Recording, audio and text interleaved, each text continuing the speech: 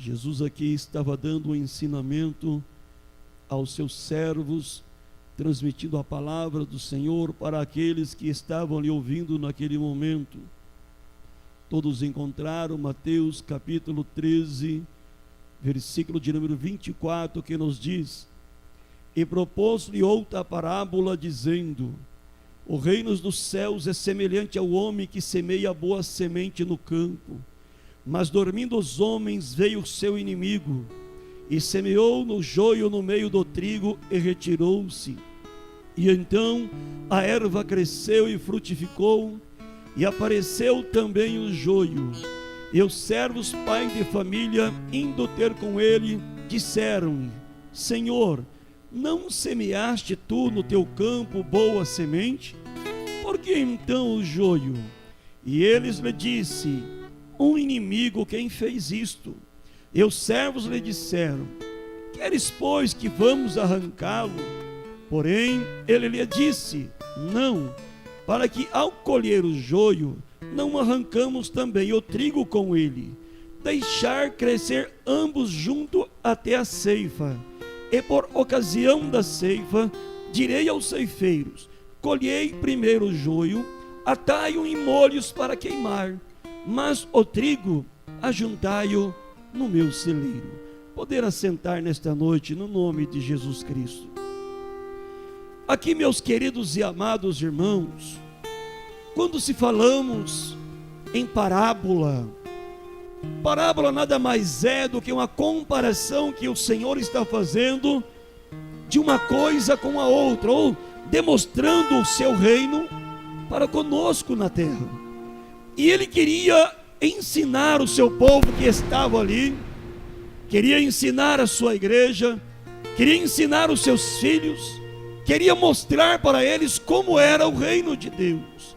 E aqui ele nos dá esta palavra, dizendo uma parábola, e a parábola vem dizer: o reino dos céus é semelhante ao homem que semeia boa semente.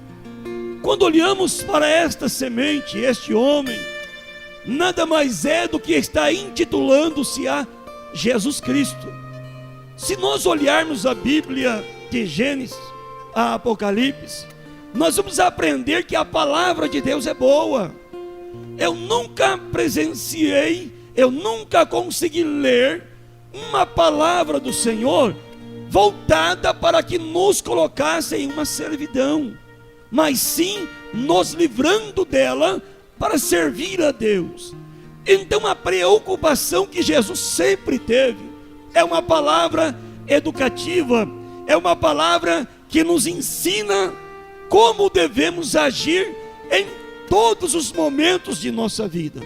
E aí ele vem com esse grande ensinamento, dizendo e propondo-lhe uma parábola, dizendo que a palavra dele é como o homem que semeia a sua boa semente ao campo. A semente que ele está aqui agora nos alertando é a sua palavra, porque a palavra do Senhor, ela é boa. A palavra do Senhor, ela tem poder transformatório. A palavra do Senhor tem poder resgatador do homem do pecado.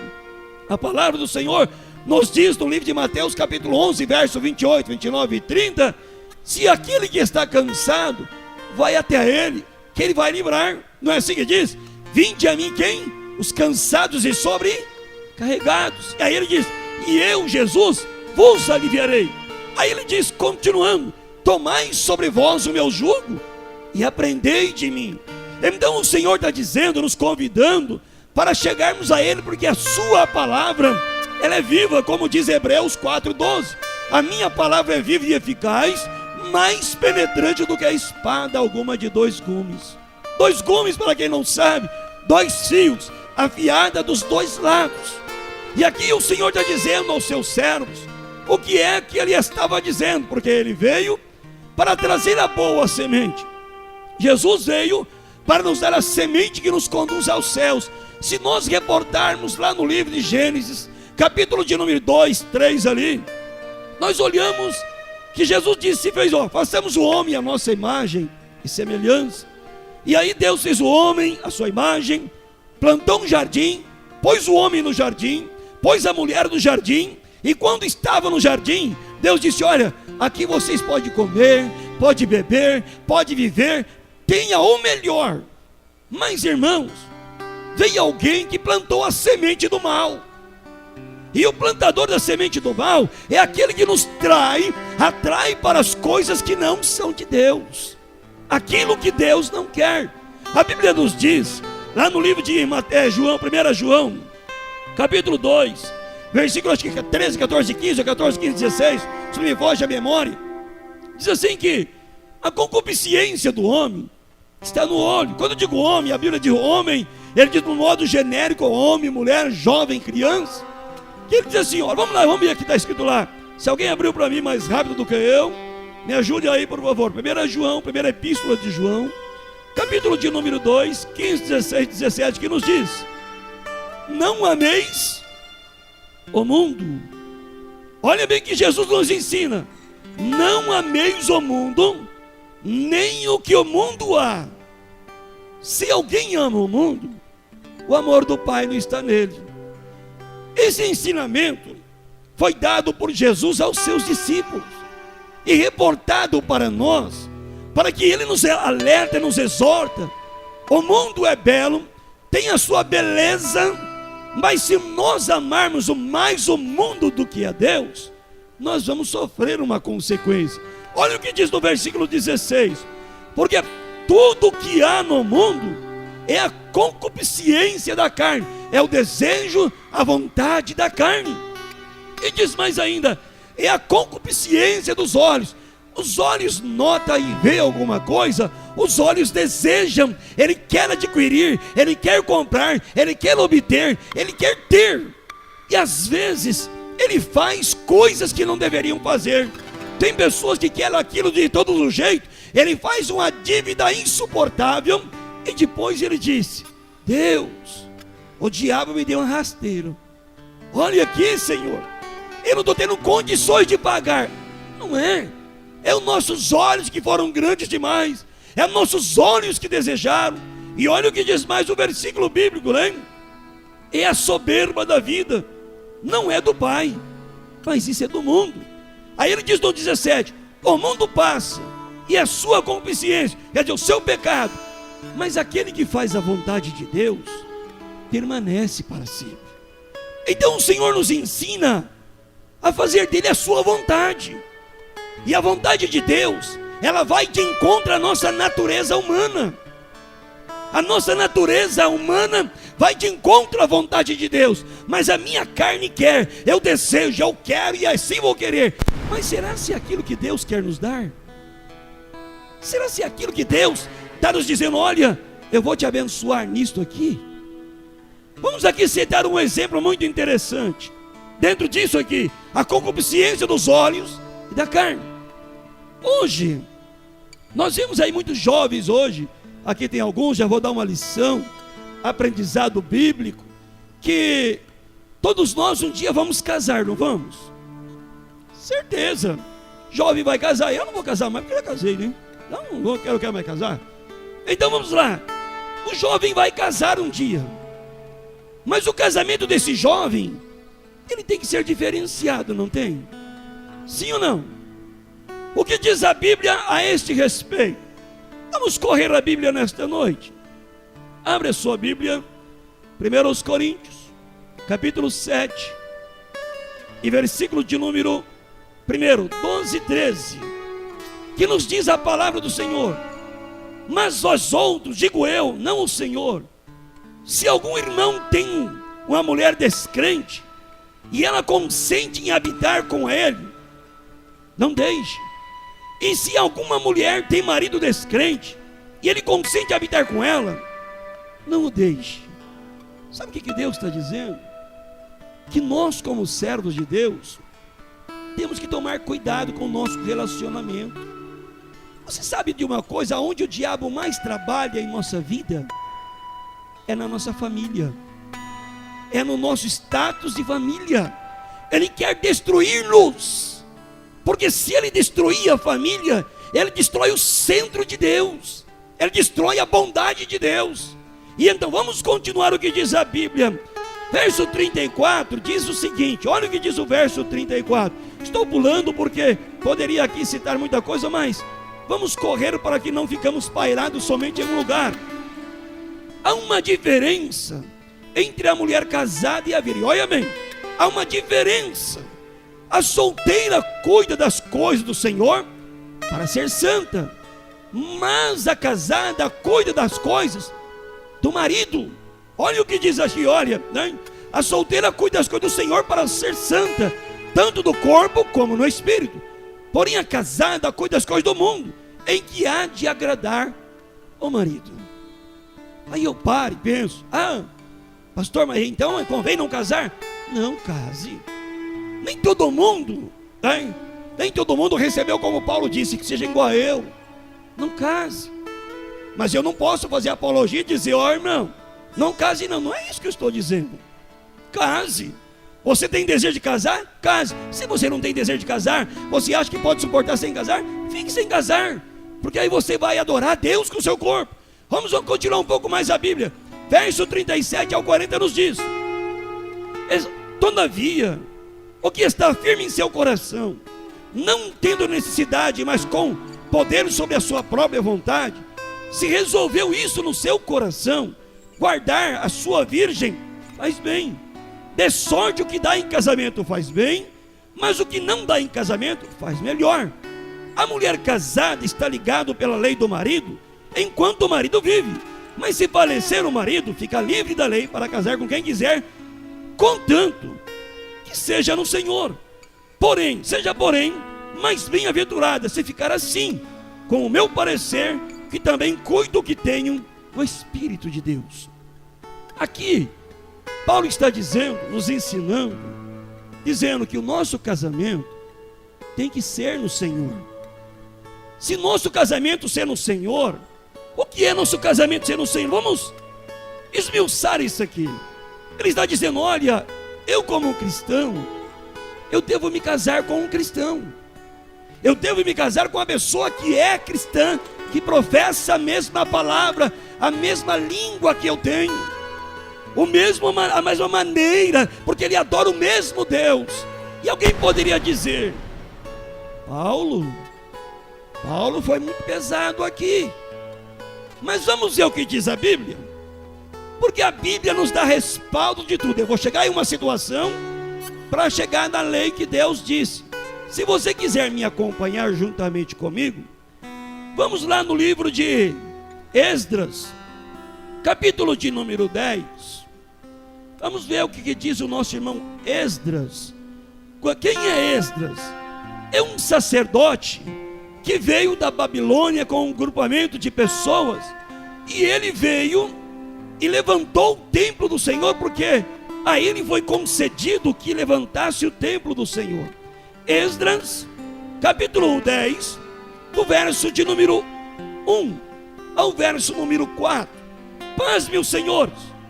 E ora, Esdras assim, fazendo esta confissão e chorando, prostrando-se diante da casa de Deus, ajuntou-se a ele de Israel uma multidão, uma grande multidão, da congregação dos homens e mulheres e de crianças, porque o povo chorava com grande choro. Então respondeu Secanias, filho de Jeiel, um dos filhos de Elão, e disse a Esdras: olha o que ele disse, nós temos transgredido contra o nosso Deus, casamos com mulheres estranhas do nosso povo. No tocante a isso, ainda há esperança para Israel. Agora, pois, façamos um concerto com o nosso Deus, de que despediremos todas as mulheres de tudo que é nascido delas, conforme o conselho do Senhor, dos que temem no mandato de Deus, e faça-se conforme a nossa lei. Eu quero que vocês entendam um ponto aqui, para não ser polemizador, para não haver polêmica. Irmão, se você é casado, você aceitou a Cristo, ou ela aceitou a Cristo, ele ainda não é crente, é diferente. A Bíblia está dizendo para aqueles que professam, serve a Deus antes de se casarem. Estão me entendendo? Amém? Então o Senhor está dizendo assim, Então ali houve então uma transgressão da lei. E Deus agora olhou para eles, porque Deus havia dito um dito para que não acontecesse assim. E o povo então agora falharam, por quê? Porque vamos casar com a moça que não é as etéias, vamos viver com elas, vamos coabitar com elas. Irmãos, é errado. A Bíblia nos ensina. Porque hoje nós vemos muitos irmãos querendo casar, e aí fala assim: eu vou casar com uma pessoa que não é não crente, porque eu vou convertê-la ao Senhor. Daqui a pouco eu vou ler um versículo que fala sobre isso. Eu vou convertê-la para Cristo, ou ela para Cristo. Irmão, sabe o que é difícil? Porque você quer ir para a igreja, ele ou ela vai para beber, para gandaia. E aí? Aí você fala: não, minha mulher vai para lá, o meu marido vai para lá, eu vou atrás dele. Essa situação começa a tirar você do foco de servir a Deus. Vamos ver o que Deus diz para nós? Deuteronômio, porque temos que falar baseado dentro da Bíblia. Por que esta palavra? Porque nós estamos nos dias de hoje vivendo dias difíceis, que as pessoas querem largar de servir a Deus e querem buscar um casamento fora da vontade do Senhor.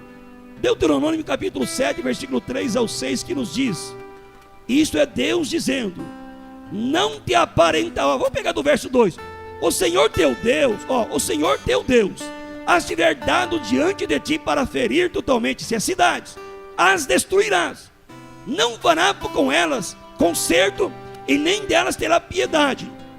Aqui está dizendo as mulheres: não te aparentará, quer dizer, casarás com elas, não darás tuas filhas, teus filhos, e não tomarás tuas filhas para os teus filhos, pois elas fariam desviar. Olha bem o que diz Jesus dizendo: pois elas fariam desviar os teus filhos de mim, para que servisse a outros deuses, e a ira do Senhor se acenderia contra vós, depressa vos consumiria.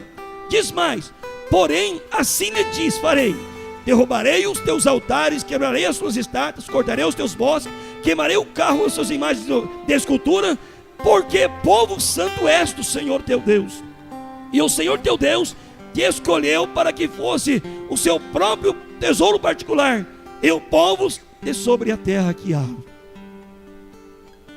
Aí eu te pergunto: Deus me abriu brecha para casar com uma não cristã ou com não cristão? De maneira alguma. Deus me ensina que eu deva casar com alguém no Senhor. E se eu devo casar com alguém no Senhor, eu tenho que me certificar que é, porque hoje eu já vi várias pessoas: não, olha, eu caso com você, eu me converto, eu me batizo, né? Olha, eu sirvo a Deus por você. É mentira, irmão. 99% só ganha. 1% é a impossibilidade de vir para Cristo. Por isso muitas pessoas se desviam, voltando-se para o mundo, porque abandonaram a palavra do Senhor. Mas a palavra do Senhor, ela é para mim, é para você, é para nós, é para a humanidade toda. Ela não muda. Mas espera lá, a humanidade, a palavra muda, a palavra tem transformação para o A, pelo B, e ela pode mudar a história, ela pode reverter o quadro, ela pode trazer a diferença para mim, eu posso ver ela diferente. Irmão, não tem como, não tem jeito, irmão. A palavra é sim. Pastor, mas se fosse servir a Deus é difícil. Não é, irmão. Deus quer o seu melhor. Deus quer o nosso melhor. Olha o que diz, mas é só dos jovens? Não. Fala também daqueles que os seus maridos, seus cônjuges morrem, e após a sua morte, as viúvas mais novas se preocupam em casar, se preocupam em ter um casamento novamente, e querem casar. Aí Paulo nos dá um grande ensinamento. Olha, quantas viúvas mais novas se tornam levianas contra Cristo e querem casar-se. E aí elas levam sobre si o seu pecado. Irmãos, temos que tomar cuidado.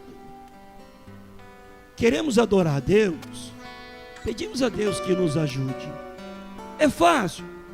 Claro que não. Mas obedecer a Deus abre-nos a porta da salvação. Não é assim? Como é que eu não devo obedecer a Deus? Não, mas as coisas vão mudar, eu sou diferente, irmão. É mentira. A semente de Deus é uma, a semente do diabo é o engano. Vai e faz. Olha o que diz a Bíblia, lá no livro de 1 Timóteo 5, 4, 5, 6, 9 a 12. Olha, pega o 4, 5 e 6. Diz assim: mas se a viúva tiver filhos ou netos, que aprendam primeiro a exercer a piedade com sua própria família e a recompensar seus pais, por isso é agradável diante de Deus. Aqui ele está dizendo aquelas mulheres que são servas do Senhor, viúvas, que os filhos ajudem elas, a sua parentela lhe ajude. Olha o que diz o 5: ora, a que é verdadeiramente viúva e desamparada, espera em Deus, persevera de noite e de dia em rogos e oração. Mas a que vive em deleites ou delícias, vivendo, está morta. Por quê? Porque abandonaram a Deus. Irmão, é inconcebível você olhar para a palavra e eu profetizar uma coisa que não é, eu dizer para você uma mentira. Continuamos aqui. Olha o que diz no versículo seguinte, 9 a 12. Nunca seja inscrita uma viúva com menos de 60 anos. É só aquela que tiver sido mulher de um só marido, tendo testemunho de boas obras, se criou os filhos, exercitou a hospitalidade, lavou os pés dos santos e socorreu os aflitos e praticou boa obra. Mas não admita as viúvas mais novas, porque quando se tornam levianas contra Cristo, quer dizer, abandonam Cristo, querem casar-se, tendo já sua condenação por haver aniquilado a primeira fé. Além disso, aprendam também a andar ociosos de casa em casa, não só ociosos, mas também paroleiras, curiosos, falando aquilo que não convém. Irmãos, se para você ouvir é difícil, para mim falar é mais ainda. Mas eu tenho que ensinar e eu tenho que mostrar. O Senhor nos deu uma palavra que nós temos que olhar para nós mesmos. E se eu fugir desta palavra, eu estou indo contra a palavra do Senhor. E se eu arrumar, podemos rebeliar, podemos fazer, podemos. Mas e aí? Quem vai pagar o preço? Quem vai sofrer?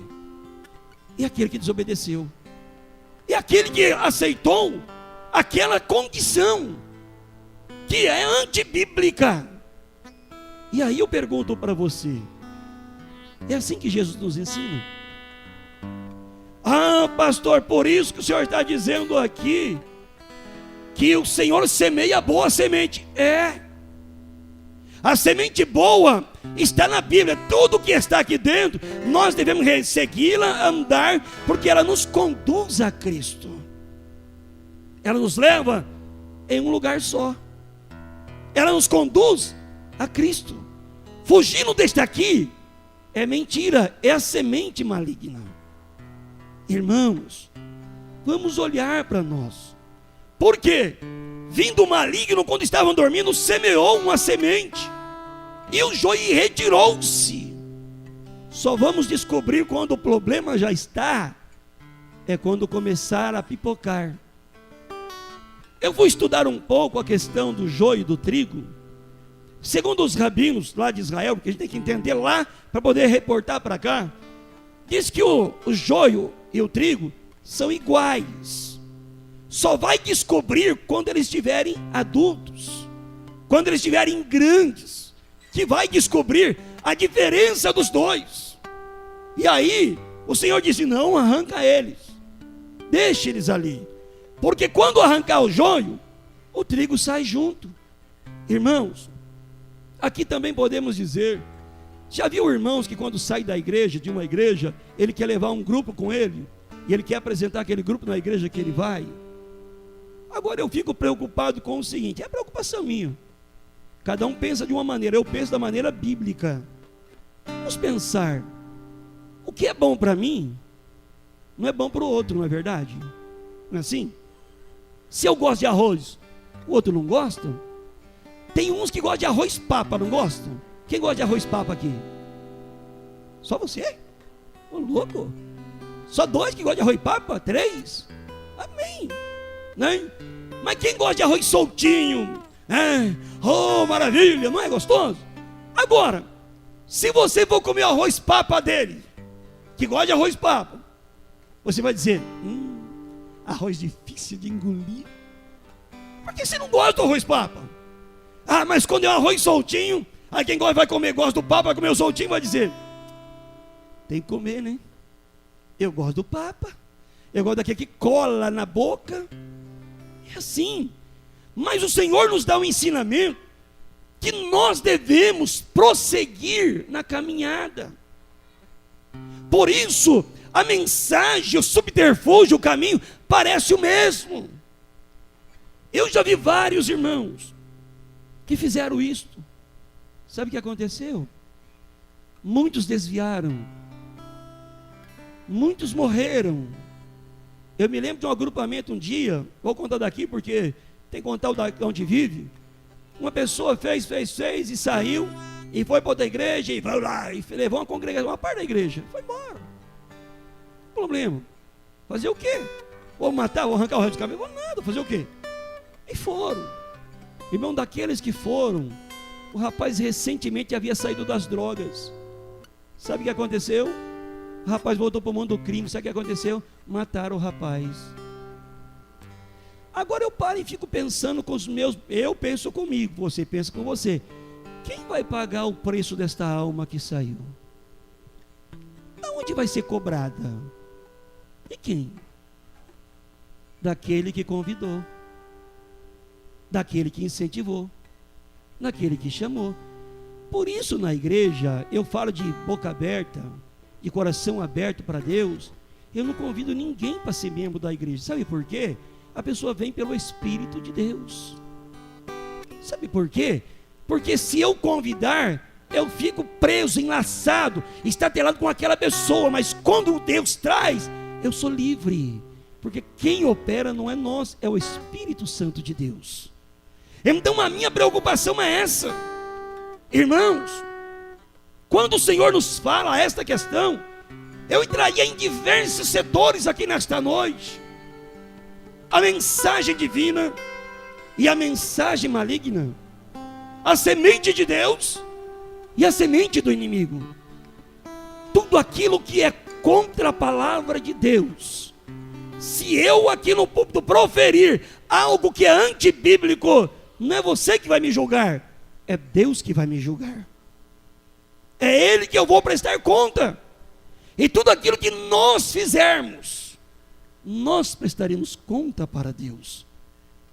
A palavra, aleluia, que Ele nos dá, a palavra boa do reino, é a palavra que nos ensina a viver uma vida reta diante do Senhor. Ele nos traz, disse, olha, eu tenho melhor, eu tenho uma comida melhor, tenho água melhor, tenho uma bebida melhor. Satanás diz, não, eu tenho o melhor para você, rapaz. Você pode fazer, você pode deitar, pode rolar, pode fazer isso, não tem problema não. Irmão, quantos têm perdido a salvação? Outra coisa que me faz lembrar, por um exemplo, eu e você, eu pego e eu tenho uma ideologia na minha cabeça. Eu acho que aquilo está certo, mas eu estou fora da Bíblia. Aí eu pego e conduzo um grupo atrás de mim. E as pessoas desanimam, porque na igreja nós temos pessoas fortes, pessoas quase fortes, pessoas mais ou menos, pessoas fraquinhas espiritualmente, e pessoas que estão começando a crescer. Então nós temos todo tipo de pessoas. Um exemplo clássico que a gente vê. Você conhece o irmão que está do seu lado? Você conhece a estrutura que ele tem para suportar as coisas?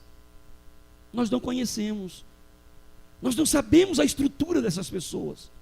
E essas pessoas, elas precisam de ajuda. Mas como podemos ajudar? dentro da verdade bíblica.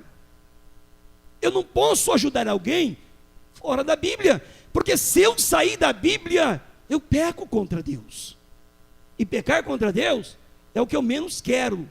Eu tento me livrar de todo quanto é tipo de coisa de pecar contra Deus. Eu tento cuidar da minha alma. Posso pecar? Posso, porque a gente peca sem imaginar e pensar. Claro, mas eu não peco consciente, eu peco inconsciente. E se pecar consciente, o Senhor conhece, e aí eu vou pedir a misericórdia de Deus.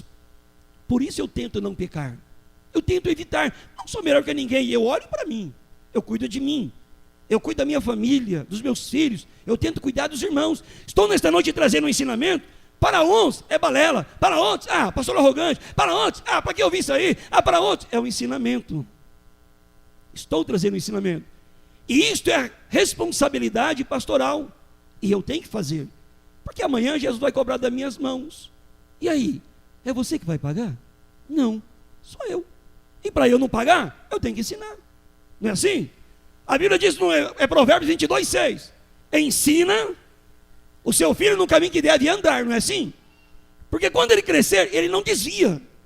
Porque a palavra da verdade não desvia a crente. A palavra da verdade nos dá sustentabilidade de força para vencer. Mas como eu estava dizendo, nós vemos que pessoas têm várias classificações de pessoas na igreja. E no meio dessas, eu pego e ponho a minha ideologia em prática.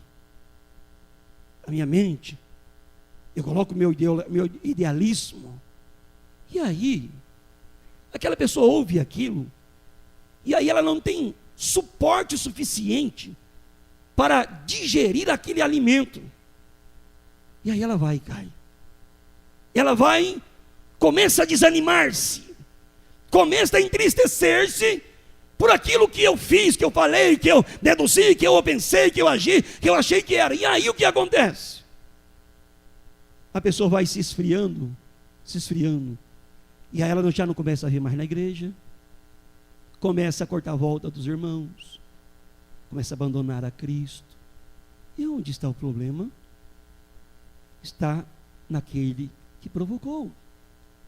Aí eu fico pensando, eu tenho orado muito a essa questão, esse questionamento meu. Quantas vezes eu vendo pela Bíblia, eu tento fazer o máximo andar dentro dela. Minha vontade é andar na Bíblia. Às vezes vocês ficam chateados, bravos comigo, mas eu estou tentando mostrar para vocês o caminho da verdade. Eu chegar aqui, irmão, faz o que vocês quiserem, apronta, vai, e Jesus salva vocês. Uma jovem procurou eu, não vou nem falar o nome dela, procurou esse dia e falou, pastor, a irmã, né, a irmã tal, assim, e tal lugar assim, disse que uma hora que aceitou a Cristo, já está salva. Pode praticar o pecado, está salva. É bíblico isso aí? É mentira. Você acha que eu vou mentir para você para depois perder minha salvação? Vou nada, irmão. Nós temos que servir a Cristo lá dentro da Bíblia. Aí eu olho para isto, e eu pego e ponho a minha ideologia em prática, e converso com alguém que não tem capacidade para suportar, e aquele alguém desanima, entristece, e vai diminuindo, e não vai mais para a igreja. O que acontece? Aquela pessoa é para ganhar mais almas, aquelas almas não são convertidas, porque na alegria ela traz convite, na tristeza ela se fecha, e ela já não tem mais a mesma alegria, já não tem mais o mesmo prazer, já não tem mais a mesma vocação, a mesma vontade. Eu pergunto para vocês que são inteligentes, quem é que vai pagar por isso? O que vocês acham? É aquele que praticou. Se for eu vou pagar. Aí eu te pergunto, as pessoas dizem, pastor, a igreja sofre. Sabe por que sofre? É por causa de nós mesmos. Nós temos que servir a Cristo. Nós temos que andar na Bíblia. E a Bíblia não é fácil. Para muitos é difícil. Mas para quem ama e quer a sua salvação, entra na Bíblia. A palavra de Deus é a mesma para mim, pastor, é a mesma para os evangelistas, é a mesma para os presbíteros, para os diáconos, para os cooperadores, para a igreja, no modo geral, a Bíblia é a mesma. Eu conheci um pastor, conheço ele estava sozinho, casou. Irmão, o preço que ele paga. Por que não andou na Bíblia? Ficou viúvo. Por que ele não andou na Bíblia? Estava bem de idade, por que casar? Foi lá e está sofrendo hoje. Mas alguém vai dizer, não tem irmã não, tudo beleza. Tranquilo. A Bíblia nos ensina ao contrário. A Bíblia nos mostra ao contrário. Irmãos, por que é que nós temos que voltar para Cristo? Porque Jesus quer o nosso melhor. Jesus quer o nosso melhor. E o nosso melhor, que Ele quer, não é o meu melhor, não é o seu melhor, é o melhor dele. Porque para subir para o céu tem um script que é a Bíblia. O que eu quero? Então nós temos que tomar cuidado, porque a Bíblia diz que nós estamos rodeados de uma nuvem de testemunhas. E o perigo está, eu falo mesmo, e acabou, meu irmão, nós temos que tomar cuidado. Irmão, tem gente, esses dias atrás, falaram que eu tinha 100 mil reais guardado numa conta. Tipo, glória. Se tivesse 100 mil reais, irmão, essa igreja estaria mais linda já, mas estaria um espetáculo. Cadê os 100 mil, hein? Está no coração do que fala. Para que inventar coisa que não existe? Para que lutar uma coisa que é em verdade? É antibíblico. E a gente, não, Deus me aceita, Deus quer. Não, está errado, irmão. Se eu e você não mandarmos na Bíblia, nós vamos sofrer. Olha o que diz Jesus. Dormindo os homens, veio o inimigo e semeou no joio no meio do trigo. E retirou-se. A erva cresceu, frutificou e apareceu também o joio. E os servos, pai de família, disse, vai lá e disse, Senhor, semeaste a boa semente, por que então tem um joio? Aí o Senhor disse, e ele disse, o inimigo semeou quem fez isso. E os servos lhe disseram, queres pois que arrancamos? Não. Porém ele disse, não, para que ao colher o joio não arranqueis também o trigo. Deixamos crescer junto até a ceifa. E por ocasião da ceifa, direi aos ceifeiros, colhei primeiro o joio e atai em molhos para queimar, mas o trigo ajunta no celeiro. O que Deus está nos ensinando? Devemos andar na palavra, irmão. Aquele que anda fora, desordenadamente, fora da palavra, ande nela. Ah, mas Jesus me ama do jeito que eu faço mesmo. Sabe, eu apronto e Jesus me ama. Deus, irmão, Ele é santo. Olha o que diz Pedro, 1 Pedro 1,16. 15, 16. Sede santo, como eu sou santo. 16. Sede santo em toda a vossa maneira de viver. Temos sido santos? As testemunhas estão do nosso lado, estão condizendo que nós somos aquilo que estamos apresentando ser? É preocupante. Jesus está voltando. A minha filha me passou um negócio esses dias e eu olhei para aquilo e falei assim, meu Deus, diz que agora em 2017, se é verdade, vai concretizar, porque 2013 disse que ia acontecer, não aconteceu, mas quem sabe 2017 aconteça. O Barack Obama disse que vai chipar todo mundo, e aquele que não for chipado vai para a corte marcial. Mas e aí, pastor? Aí que você não está prestando atenção que Jesus está voltando. E aí? Como é que vamos fazer? Vamos brincar de crente ou vamos servir a Cristo? Eu estou tentando despertar você. Estou tentando alertar você, como eu estou me alertando, para viver cada dia mais piamente em Cristo Jesus. Porque se a palavra diz, olha, eu sou ouvinte e praticante, que eu guardei no coração, e eu pratico aquele que eu ouvi. Mas se eu ouvir e não dou valor à palavra, o pastor falou balela, falou um monte de coisa, glória a Deus. Naquele dia, vamos descobrir quem tinha razão. E aí será tarde. Por isso Jesus nos manda alertar com antecedência. Vamos obedecer a Cristo. Vamos olhar para nós mesmos, ver a nossa pequenez, a nossa carência, a nossa necessidade, a nossa dependência do Senhor, porque somos dependentes do Senhor, somos dependentes da sua misericórdia. Para chegarmos lá, ninguém vai de qualquer jeito. Ninguém vai, mas eu estou fazendo coisa errada e Jesus vai me amar do mesmo jeito. Não vai, irmão. Não adianta. Não adianta, eu citei na sexta-feira, a gente peca, acha que Deus fala assim, se me perdoa, está perdoado. Se nós olharmos na Bíblia, o que é de fato perdão? Perdão é dado, e quando eu vou pedir perdão a Deus, eu me humilho, choro, clamo, grito, berro, e me viro em 10 para pedir a Deus misericórdia, oro o dia inteiro, noite inteira se for necessário, até que o perdão de Deus venha sobre mim. Eu fiz alguma coisa errada? Deus me perdoa. Temos que tomar cuidado. Vamos examinar a Bíblia. Vamos examinar a Bíblia. Porque é ela que vai nos levar para o céu. Hoje é culto de família. É um culto de nós pararmos e refletirmos. O que é que nós estamos querendo para nós? Jesus ou o mundo que está aí fora? A beleza deste mundo? O glamour deste mundo? Então nós temos que ter uma consciência, temos que tomar cuidado, amém? Eu não vou mais além porque a hora não permite, mas teria muito o que falar dentro desse tema, mas com a hora já correu e nós temos mais um trabalho a realizar-se, então vamos realizar. Convido aqui o presbítero Jaime para estar aqui, a diaconisa Silvia para estar aqui, queria chamar aqui o nosso irmão Paulo. Por favor, irmão Paulo, vem aqui à frente em nome de Jesus. Irmão Paulo me procurou esses dias e conversamos. E ele disse, pastor, eu senti por Deus de membrar na igreja Fonte de Água Viva. E ele falou assim, já fui, conversei com a minha pastora, já está tudo certo. E nós conversamos, enfim, o que havia de conversar. E eu disse, irmão, na Santa Ceia, nós vamos te apresentar ao Senhor. Ele já é do Senhor. Mas a comunhão na igreja, o louvor por favor, desculpe, já tomava.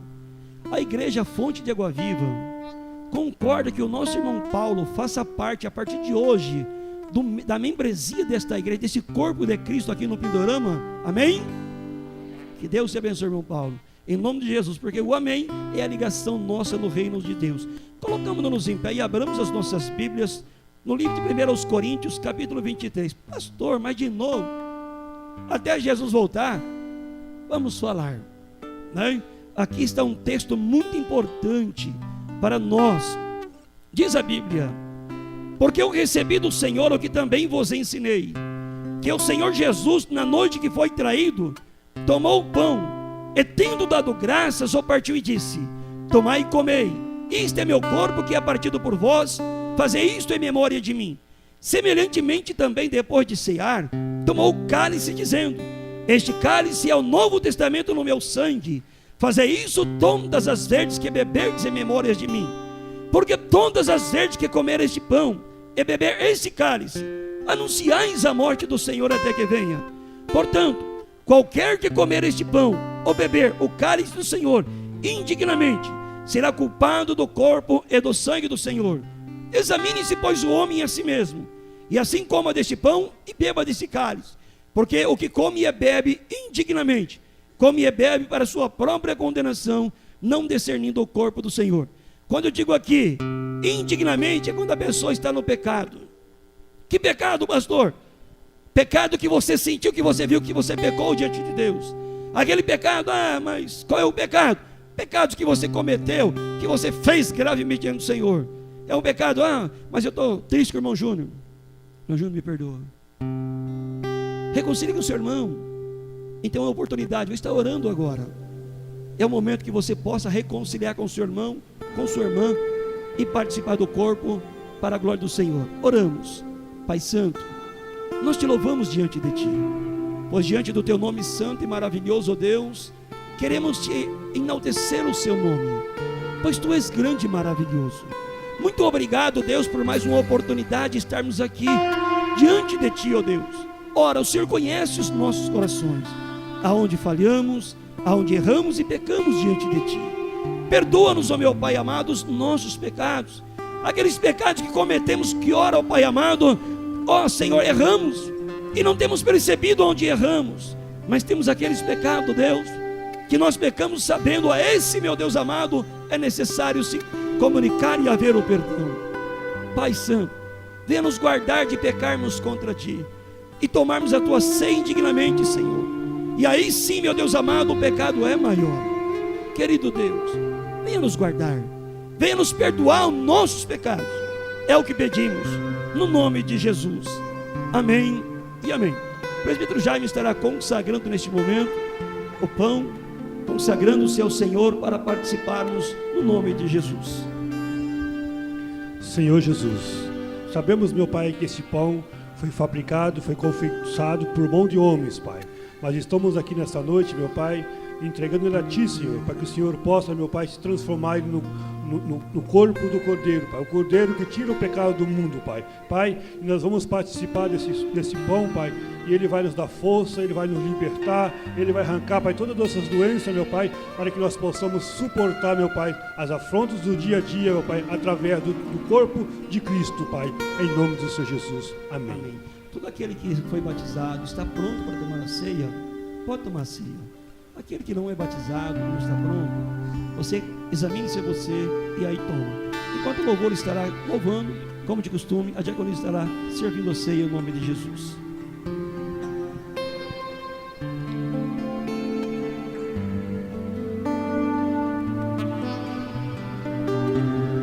Cristo já nos preparou um manjar que nos comprou, e agora nos convida a cear com celestial maná que de graça Deus te dá.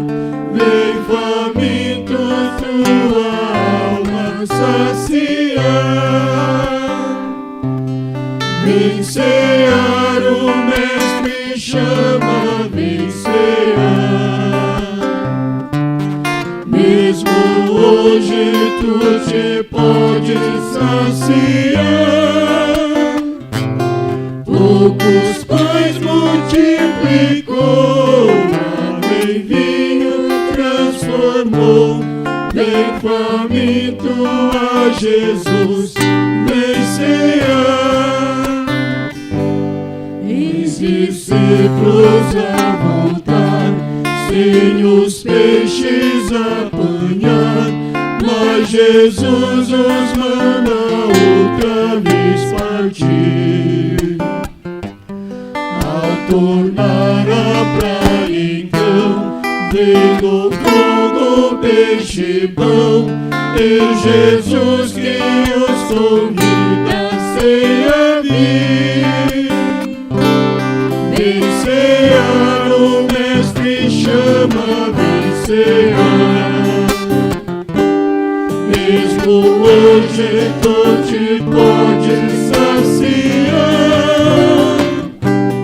poucos pães multiplicou, água em vinho transformou. Vem faminto a Jesus, vem cear. Tendo dado graças, o partiu e disse: tomai e comei, este é meu corpo que é partido por vós, fazei isto em memória de mim. Participai todos do corpo do Senhor.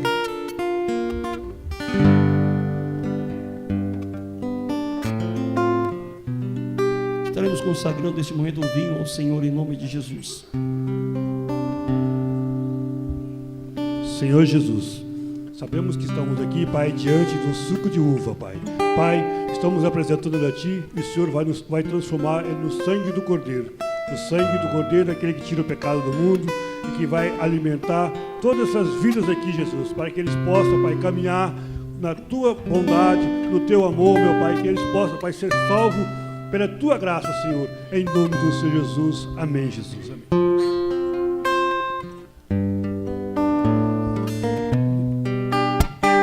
Bendito seja o Cordeiro que na cruz por nós padeceu. Bendito seja o seu sangue que por nós ali ele verteu. Este sangue lavado com o almas que tão alvas são,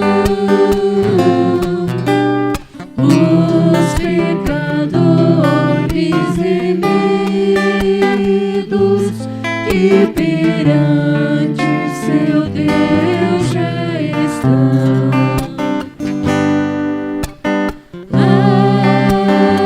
Alvo mais que a neve, alvo mais que a neve, sem neste sangue lavado, mais alvo que a neve serei. Com espinhosa coroa que Jesus por nós suportou. Oh, com profundas achadas que nos provam quanto Ele amou. Eis essas chagas pureza para o maior pecador, pois que mais alvo que a neve, o teu sangue nos torna Senhor. Alvo mais que a neve, alvo mais que a neve, sem neste sangue lavados, mais alvo que a neve serei. Semelhantemente também, depois de cear, tomou o cálice, dizendo: este cálice é o Novo Testamento no meu sangue, fazei isso todas as vezes que beberdes em memória de mim. Participa todo do cálice do Senhor. Aleluia, Jesus. Glória a Deus. Bendito é o nome do Senhor, aleluia. Vamos louvando a Deus, enquanto vão orando, nós vamos louvando a Deus, aleluia. Mais perto eu quero estar, meu Deus, de ti, ainda que seja dor que me una a ti.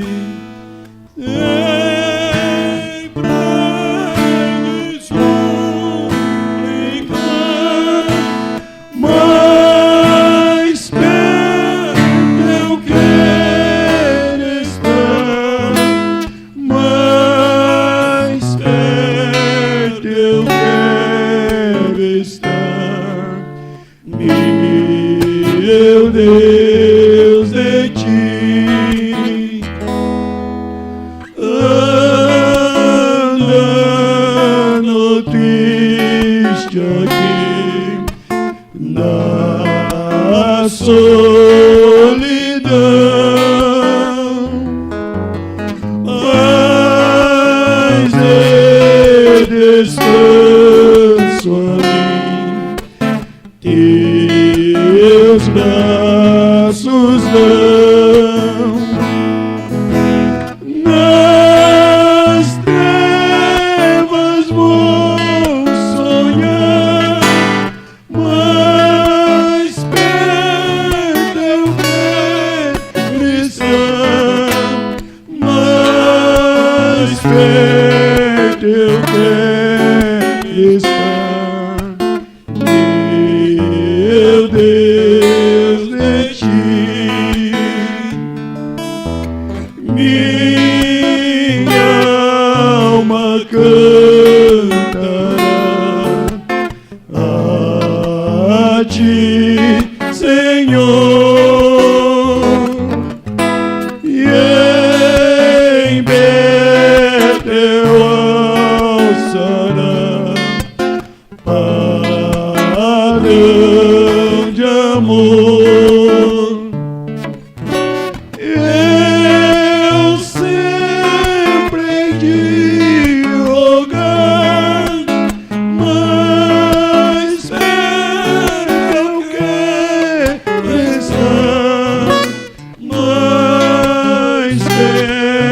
eu quero estar. Colocamos-nos em pé. Meu Deus, em ti. Querido Deus, amado e eterno e glorioso Pai, te louvamos na sua presença e somos gratos por mais uma oportunidade que o Senhor nos dá de nesta noite, ó Deus, participarmos do corpo e do sangue do Senhor. Também apresento, meu Pai, a Márcia, o Onofre nas tuas mãos. Que o Senhor venha, meu Deus amado, de encontro à vida deles, ó meu Pai, para guardá-los, protegê-los e abençoá-los diante das tuas mãos, trazendo sobre ele, meu Deus amado, e sobre ela, Senhor, saúde, vida, paz e alegria do teu Espírito. Pai amado, abençoa também o teu povo que esteve presente nesta noite, ó Deus. Que o Senhor venha, meu Deus amado, dai-nos mais um mês de vitória diante de ti. Um mês, meu Deus amado, de força para vencer, para caminhar diante da sua presença. E que possamos, ó meu Pai amado, ver dias bons e melhores diante de ti, para que nós possamos, ó Pai, caminhar na sua doce e amada presença e esperança de salvação. Pai, nos dê a tua paz que o mundo não dá. Dê-nos, ó Pai amado, a segurança que o mundo não dá. Dê-nos a fortaleza que o mundo nos dá, ó Pai, e nos conduz em segurança, meu Pai, para os nossos lares. Dai-nos uma semana, um mês abençoado diante de ti, ó Deus. Que possamos, meu Pai amado, aleluia, ser vitoriosos das suas mãos. Guarda-nos, proteja, nos conduza em paz e segurança. Assim oramos no nome de Jesus.